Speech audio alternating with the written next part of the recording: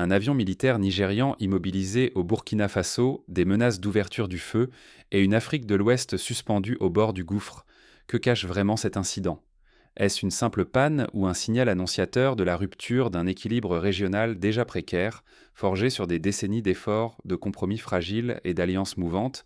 Cette question, loin d'être anodine, résonne comme un écho des drames passés qui ont marqué l'histoire du continent africain et de la communauté internationale. L'histoire qui se joue commence par ce qui pourrait paraître un banal incident technique. Un appareil militaire nigérian, de type avion de transport, est brusquement forcé d'atterrir en urgence sur le sol burkinabé. À peine les roues touchent-elles la piste que l'équipage, composé de 11 soldats, tous membres des forces armées nigérianes, est arrêté par les autorités locales burkinabées. Cette réaction immédiate ne laisse aucune place au doute. La tension est à son comble. L'Alliance des États du Sahel, dirigée par le Burkina Faso, voit dans cet atterrissage une violation caractérisée de son espace aérien. Elle accuse le Nigeria d'avoir franchi une ligne rouge, d'avoir porté atteinte à sa souveraineté, et elle lance une menace claire. Dorénavant, tout avion militaire non autorisé sera neutralisé ou détruit. Il n'y aura aucune exception, aucune tolérance. Rien n'est le fruit du hasard. Cet incident n'arrive pas dans un vide, il survient au lendemain immédiat d'une intervention très remarquée du Nigeria à la tête de la Communauté économique des États de l'Afrique de l'Ouest, la CEDEAO, Pante-Inson, la CETEAO au Bénin. Cette opération avait pour but d'empêcher un coup d'État, de préserver l'ordre constitutionnel. Pour les régimes militaires du Sahel, ce geste est une preuve supplémentaire que la CEDEAO a trahi l'esprit de solidarité régionale. Selon eux, elle serait désormais un instrument au service d'intérêts étrangers, voire une force néocoloniale pilotée à distance par des puissances occidentales. La partie qui se joue est capitale. Si ce bras de fer n'est qu'un prélude, alors la région ouest africaine risque de sombrer dans une confrontation ouverte. À la clé, ce sont la vie, la sécurité et l'avenir de plusieurs dizaines de millions de personnes qui sont en jeu. Derrière cet incident aérien en apparence anodin, c'est la survie même de la région qui vacille, comme ce fut le cas lors de la crise ivoirienne de 2002 ou de la guerre civile du Libéria dans les années 90. Peut-on tirer des leçons de ces précédents historiques pour éviter le pire aujourd'hui? Mais comment en est-on arrivé là? Pour comprendre, il faut plonger dans les dessous d'une rivalité qui couvait depuis des années, attisée par l'accumulation de frustrations, d'incompréhensions et de logiques de puissance contradictoires. Depuis plusieurs années, disons même depuis près d'une décennie, l'Afrique de l'Ouest vacille. Les coups d'État se succèdent avec une régularité inquiétante. Mali en 2020, puis en 2021, Guinée en 2021, Burkina Faso à 2 reprises en 2022, Niger en 2023, Guinée-Bissau en 2025 et plus récemment la tentative au Bénin. Ces soubresauts politiques font voler en éclats l'image d'une région jadis symbole de coopération et de paix. Désormais, la méfiance et la peur dominent. Prenons l'exemple du Bénin en décembre 2025. Une tentative de putsch éclate à l'aube, orchestrée par une fraction de la garde nationale. Le gouvernement, submergé par la rapidité de l'attaque, lance aussitôt un appel au secours au Nigeria. En quelques heures à peine, Abuja, la capitale nigériane, mobilise des avions de chasse, déploie des soldats et rétablit l'ordre. Ce rétablissement fulgurant, salué par la communauté internationale, masque pourtant une fissure profonde. La perception que la souveraineté béninoise a été piétinée, même au nom de la démocratie. Sous la houlette du Nigeria, la CEDEAO se positionne en rempart démocratique. Mais ce rôle de gendarme régional passe mal auprès des pays de l'Alliance des États du Sahel, ou AES. Pour eux, chaque intervention étrangère, même sous bannière africaine, réveille le spectre de la domination extérieure. L'AES, composée du Burkina Faso, du Mali et du Niger, affiche une ligne souverainiste radicale. Ce bloc, qui s'est formé après une série de putschs, claque la porte de la CEDEAO, expulse les forces françaises, ferme ses frontières et se tourne de plus en plus vers la Russie, renouant avec une logique de guerre froide qui divisa le monde durant la seconde moitié du XXe siècle. La fracture s'est désormais consommée. D'un côté, la CEDEAO, dirigée depuis Abuja, s'appuie sur ses alliés occidentaux historiques, la France, les États-Unis, parfois l'Union européenne, pour maintenir une façade d'intégration régionale. De l'autre, l'AES s'isole, militarise ses frontières et rejette toute tutelle régionale jugée suspecte. La solidarité ouest-africaine, qui avait permis le lancement du franc CFA ou le programme de libre circulation des personnes, s'effrite. L'unité recule à vue d'œil, créant un climat d'instabilité comparable à celui que connurent sur les Balkans dans les années 1990. Le résultat ne se fait pas attendre. La capacité à agir ensemble s'effondre. Libre circulation, échanges commerciaux, sécurité collective, tout vacille. À mesure que la tension monte, des millions d'habitants, commerçants, artisans, agriculteurs, étudiants, travailleurs migrants, sentent l'avenir se dérober sous leurs pieds. Les familles qui vivaient autour du commerce transfrontalier, comme entre le nord du Bénin et le Burkina Faso ou entre le Niger et le Nigeria, se retrouvent brusquement privées de revenus. La crise atteint un point de non-retour lorsque l'incident de l'avion militaire nigérian éclate au Burkina Faso. Ce choc, qui aurait pu n'être qu'un simple atterrissage forcé, se transforme en révélateur d'une nouvelle réalité. Une région fragmentée, militarisée, où chaque geste peut être interprété comme une provocation. Pour comprendre l'ampleur de ce bouleversement, il suffit de se rappeler l'incident du vol KAL 007 en 1983, abattu par l'Union soviétique, qui faillit déclencher une crise internationale majeure. Aujourd'hui, en Afrique de l'Ouest, le même scénario n'est plus exclu. L'appareil nigérian, officiellement victime d'un problème technique, est saisi par les autorités burkinabées. Abuja tente de minimiser l'incident, évoquant un accident regrettable et saluant le professionnalisme du Burkina Faso. Mais pour l'AES, il s'agit d'une violation intolérable. Les dirigeants de ce bloc dénoncent une incursion non autorisée, l'aperçoivent comme une provocation grave. La réaction est immédiate. 11 soldats nigérians sont arrêtés, l'appareil mis sous scellé et un communiqué est publié. Désormais, tout aéronef pénétrant sans consentement dans le ciel de l'AES sera neutralisé ou immobilisé. La souveraineté n'est plus négociable. Cette fermeté rappelle la doctrine Brejnev, qui justifiait l'intervention militaire pour protéger la souveraineté des États du pacte de Varsovie. Ce choc survient alors que, la veille, le Nigeria venait d'intervenir militairement au Bénin pour soutenir le gouvernement contre un coup d'État. Cette coïncidence n'échappe à personne. S'agit-il d'un simple hasard, d'une mission secrète de surveillance ou d'une provocation calculée ?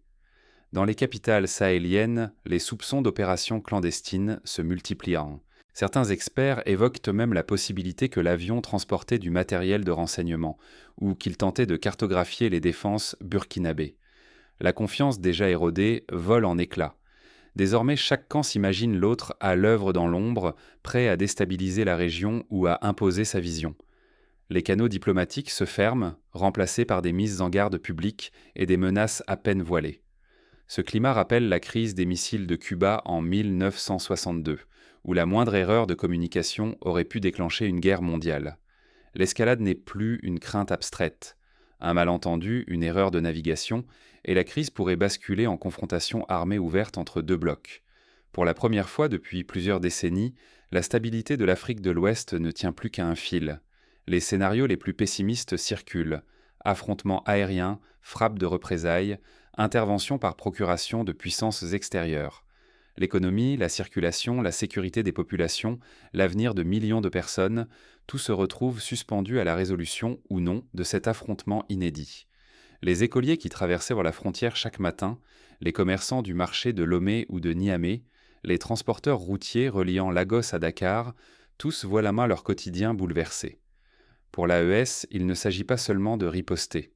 Leur fermeté marque une rupture définitive avec l'ancien ordre régional. Ce choix stratégique va bien au-delà de l'incident aérien. Il s'agit de poser un acte fondateur, de montrer que la souveraineté n'est pas négociable, même au prix de l'isolement économique et politique. Chaque décision désormais compte double, car la moindre étincelle peut embraser la région. Mais qui, dans l'ombre, tire véritablement les ficelles ? S'agit-il d'une manœuvre orchestrée par des puissances extérieures cherchant à tester la résilience de la région ? Ou sommes-nous face à une dynamique interne où la recherche de légitimité nationale pousse chaque camp à l'affrontement ? L'Afrique de l'Ouest bascule dans une réalité nouvelle et périlleuse. Depuis l'incident de l'avion militaire nigérian, l'Alliance des États du Sahel impose une zone d'exclusion aérienne, sous surveillance militaire totale. Désormais, tout appareil survolant sans autorisation formelle est traité comme une menace directe. Les autorités de l'AES préviennent, tout avion non identifié pourra être intercepté, voire abattu. Le ciel ouest africain devient un territoire sous tension extrême, rappelant le ciel européen lors de la guerre froide. Ce basculement n'a rien de théorique. Sur le terrain, chaque opération militaire, chaque mission humanitaire, chaque vol civil se heurte à des risques inédits. Acheminer des médicaments, des vivres ou du personnel médical vers les zones enclavées du Sahel exige désormais des autorisations complexes, souvent impossibles à obtenir. Les compagnies aériennes revoient leurs plans de vol, entraînant retards et coûts multipliés par 2 ou par 3. Les exemples de vols détournés ou cloués au sol se multiplient. La coopération régionale, déjà fragile face aux groupes djihadistes actifs dans la région, comme le groupe de soutien à l'islam et aux musulmans ou l'État islamique au Grand Sahara, vole en éclats. Les patrouilles conjointes, les échanges de renseignements, les opérations mixtes entre le Nigeria, le Niger, le Burkina Faso et le Mali s'arrêtent brutalement. Les groupes armés profitent du vide créé, frappent plus souvent, alimentant l'instabilité et la défiance entre États. On se souvient de la déstabilisation de la Somalie après le retrait de l'AMISOM, qui avait ouvert la voie à l'anarchie. Le quotidien des populations se dégrade. Le commerce transfrontalier, qui assurait la subsistance de millions de familles, ralentit. On voit des camions bloqués à la frontière, des marchés désertés, des marchandises pourrissant à l'arrêt. Les investisseurs étrangers suspendent leurs projets, attendant une hypothétique accalmie. L'isolement économique s'installe, frappant d'abord les petits commerçants, les agriculteurs et les familles dépendantes des transferts d'argent, notamment dans le nord du Nigeria ou du Burkina Faso. Dans l'ombre, la rivalité géopolitique s'exacerbe. La Russie, par le biais de sociétés militaires privées comme Wagner, multiplie les accords militaires et les livraisons d'armes à l'AES, s'imposant comme un acteur incontournable. La France, marginalisée, se voit accusée d'ingérence ou de double jeu, ce qui approfondit la fracture régionale. La méfiance s'enracine, les discours nationalistes et hostiles montent, la cohésion s'effondre. Un véritable rideau de fer économique et sécuritaire s'abat sur près de 400 millions d'habitants. Les familles affrontent incertitude, peur d'un conflit ouvert, disparition des opportunités. La guerre ne menace plus seulement les frontières. Elle s'insinue dans le quotidien par la fermeture des routes, l'inflation, la multiplication des checkpoints et la suspicion généralisée. Comme lors de la partition du Soudan, les conséquences humaines risquent d'être dramatiques. Mais d'où vient exactement cette fracture brutale et pourquoi ce tournant militaire s'est-il imposé aussi vite ? Pour comprendre, il faut remonter à l'incident de l'avion nigérian et aux rivalités profondes qu'il a révélées. Chaque étape de cette crise est le fruit d'un enchaînement d'actes manqués, de rendez-vous diplomatiques ratés, de logiques de puissance irréconciliables. La survie de l'Afrique de l'Ouest repose désormais sur une seule question. Le dialogue peut-il être rétabli ? Sans cette volonté, la fracture ne fera que s'élargir, menaçant d'emporter tout le tissu régional dans une spirale de conflits, comme ce fut le cas dans la région des Grands Lacs dans les années 90. Dans le meilleur des scénarios, les protagonistes accepteraient de revenir à la table des négociations. Cela exigerait des excuses officielles, la mise en place de nouveaux protocoles stricts pour encadrer les survols militaires et des garanties de respect mutuel entre la CEDEAO et l'Alliance du Sahel. Ce serait le seul moyen d'empêcher qu'un incident isolé ne se transforme en crise majeure. On pourrait imaginer la création d'une cellule de crise régionale, à l'image du mécanisme africain d'alerte précoce, ou la nomination d'un médiateur neutre, peut-être issu de l'Union africaine, ou d'un pays tiers comme le Sénégal. Mais la réalité pèse bien plus lourd. La fierté nationale, la pression des opinions publiques et les calculs politiques rendent donc tout compromis presque impossible. Aucun leader ne veut être perçu comme faible après tant de provocations et d'humiliations croisées. L'histoire du continent regorge d'exemples de négociations avortées. Pensons aux pourparlers de Lomé pendant la guerre civile du Togo ou à l'échec du dialogue burundais dans les années 2000. Le pire reste possible. Un nouvel incident, un avion touché, des pilotes tués, et l'irréversible s'enclenche. À partir de là, la logique de guerre prendrait le dessus, effaçant toute possibilité de dialogue. La région entière serait happée dans l'engrenage de l'instabilité, à l'image des Balkans dans les années 1990, où un incident local a déclenché une guerre régionale. Pourtant, le scénario le plus probable n'est pas l'explosion immédiate, mais l'enlisement dans une guerre froide régionale. Chaque camp s'observe, multiplie les accusations, les démonstrations de force et les manœuvres militaires. La coopération est gelée, les frontières deviennent des lignes de fracture et l'idée même d'intégration recule chaque jour davantage. Les échanges entre universités, les projets d'infrastructures transfrontalières, les festivals culturels, tout est suspendu. Cette rupture remet en cause le rêve d'une solution africaine aux problèmes africains. L'Afrique de l'Ouest, jadis symbole de libre circulation et de solidarité, risque de se transformer en espace de méfiance et d'affrontements permanents. Les programmes d'intégration régionale comme le corridor Abidjan-Lagos ou l'initiative pour la Grande Muraille Verte sont menacés. Le vrai danger, c'est le déclin silencieux. Sans dialogue, l'insécurité progresse, les opportunités économiques disparaissent, la pauvreté s'installe. Pour des millions de personnes, cela signifie plus d'obstacles pour se déplacer, travailler, entreprendre, et moins d'espoir pour demain. Les jeunes, déjà tentés par la migration, risquent d'être séduits par les discours radicaux ou de tomber dans l'économie informelle. À ce carrefour, chaque décision devient fondamentale. Reprendre le dialogue, même pénible, est une question de survie collective. Il ne s'agit plus seulement de diplomatie, mais de sauver ce qu'il reste du rêve ouest-africain.